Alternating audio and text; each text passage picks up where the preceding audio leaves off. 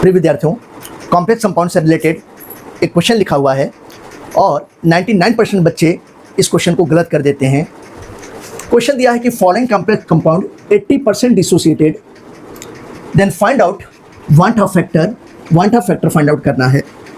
यहाँ पे देखिए, जब 80% डिसोसिएट है तो ऐसे कंडीशन में अल्फा की वैल्यू कितनी हो जाएगी, 80/100 करेंगे तो ये कितना होगा, 0.8 हो जाएगा। अब अलग अलग कॉम्प्लेक्स कंपाउंड दिए गए हैं तो डिफरेंट कॉम्प्लेक्स कंपाउंड के लिए वांट ऑफ फैक्टर की वैल्यू डिफरेंट होगी।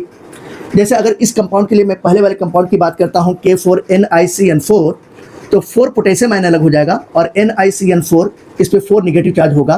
तो ऐसी कंडीशन में टोटल कितने बनेंगे, number of particles, number of ions कितने प्रोड्यूस होंगे, ये n की वैल्यू 5 हो जाएगी। जब n की वैल्यू 5 हो जाएगी तो इस फॉर्मूले में अगर मैं अप्लाई कर देता हूँ तो I = 1 + 0.8 और ये देखिए n-1 यानी कि ये 5 - 1 हो गया। इसको सॉल्व करते हैं तो जब सॉल्व करेंगे तो ऐसी कंडीशन में 1 + 0.8 हो गया और 5 में से 1 गया तो कितना हो गया, ये 4 बचा।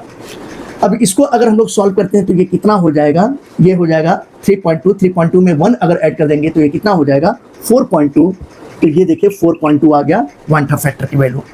अगर इसके लिए सेकेंड वाले के लिए मैं बात करता हूँ COCl2 En2SO4 है, तो जो कोऑर्डिनेशन स्फीयर के बाहर होता है वही आयोनाइज होता है।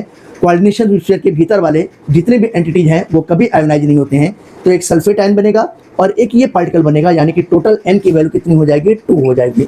अब इसी फार्मूले में I = अगर देखें तो 1 + 0.8 है, ये 2 - 1 हो जाएगा। जब इसको हम लोग सॉल्व करते हैं तो ये 1 + 0.8, 2 में से 1 गए तो कितना होगा, 1 होगा। तो ये हो गया 1। अब अगर हम देखें तो 1 + 0.8 कितना होगा, ये 1.8 हो जाएगा। तो वांट ऑफ फैक्टर की वैल्यू कितनी हो गई, 1.8 हो गया। अब NiCO4 है, ये कोऑर्डिनेशन स्फीयर के भीतर ही है, ये कभी आयोनाइज नहीं होता है। जब आयोनाइज नहीं होगा तो ये किसकी तरह बिहेव करता है, ये नॉन इलेक्ट्रोलाइट की तरह बिहेव करते हैं। जब नॉन इलेक्ट्रोलाइट की तरह बिहेव करेगा, आयोनाइज नहीं हो रहा है, तो इसके लिए n की वैल्यू कितनी हो जाएगी, 1 होगी।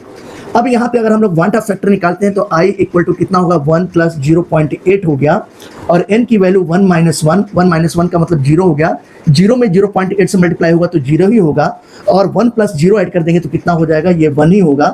यानी कि इसके लिए वांट ऑफ फैक्टर की वैल्यू 1 होगी। एक बात और आपको याद रखना है, कोई भी नॉन इलेक्ट्रोलाइट सब्सटेंस है, जैसे मैं ग्लूकोज की बात करता हूँ, सुक्रोज की बात करता हूँ, यूरिया की बात करता हूँ, ये सारे ही नॉन इलेक्ट्रोलाइट सब्सटेंस हैं। तो इन सभी के लिए n की वैल्यू कितनी होती है, 1 होगी।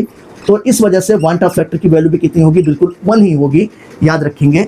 ऐसे ही इंफॉर्मेशन के लिए आप मेरे YouTube चैनल से कनेक्टेड रहें। Thank you for watching.